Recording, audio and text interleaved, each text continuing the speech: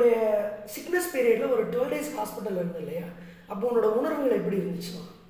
ரொம்ப பயமாக இருந்தது. என்ன நடக்குமோ அப்படின்ற ஒரு யோசனை இருந்தது. ஆனாலும் ஒரு நம்பிக்கை இருந்தது, நிச்சயமாக ஏசப்பா என்னை விடுவிப்பாங்க, அந்த அந்த தனிமையை கண்டிப்பாக ஆண்டவர் சரி செய்வார் அப்படின்னு. கரெக்ட். Praise the Lord. பிரியமானவர்களே, என்னுடைய மனைவி சொன்னதை போல நம்மளுடைய தனிமை உணர்வு சூழ்ந்த நேரத்திலும் கூட நாம் தனிமை அல்ல. ஏனென்றால் நம்மை படைத்து உருவாக்கிய தேவன் ஆண்டவராக இயேசு நம்மோடு கூட இருக்கிறார்.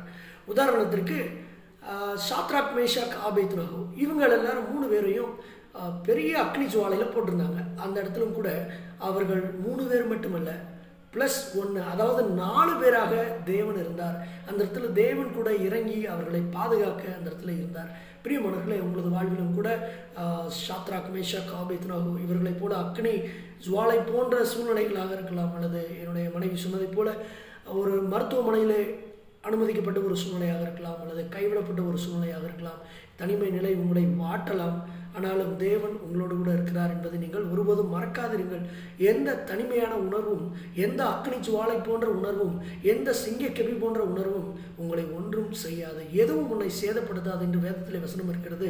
பிரியமானவர்களே, நீங்கள் எப்படிப்பட்ட நிலையில் இருந்தாலும் ஏசப்பான்னு கூப்பிடுங்க, அவர் நிச்சயமாக உங்களுக்கு உதவி செய்வார். நீங்கள் தனிமையில் அவர் உங்களோடு கூட இருக்கிறார். இதை பார்த்து கொண்டிருக்கிற வாலிபனே, வாலிப மகளே, பெரியவர்களே, நீங்கள் எல்லாரும் தனிமைப்பட்ட சூழ்நிலையில் இருந்தாலும் நீங்கள் ஆண்டவர் இயேசுவேன்னு கூப்பிடுங்க. அவர் நிச்சயமாக உங்களுக்கு ஒரு நல்ல துணையாளராக, நல்ல நண்பராக அவர் வருவார். அவரை இருதயத்தில் இடம் கொடுத்து ஏற்றுக்கொள்ளுங்கள். அவர் உங்களை ஆசீர்வதிப்பார். ஆமென். Have a nice day.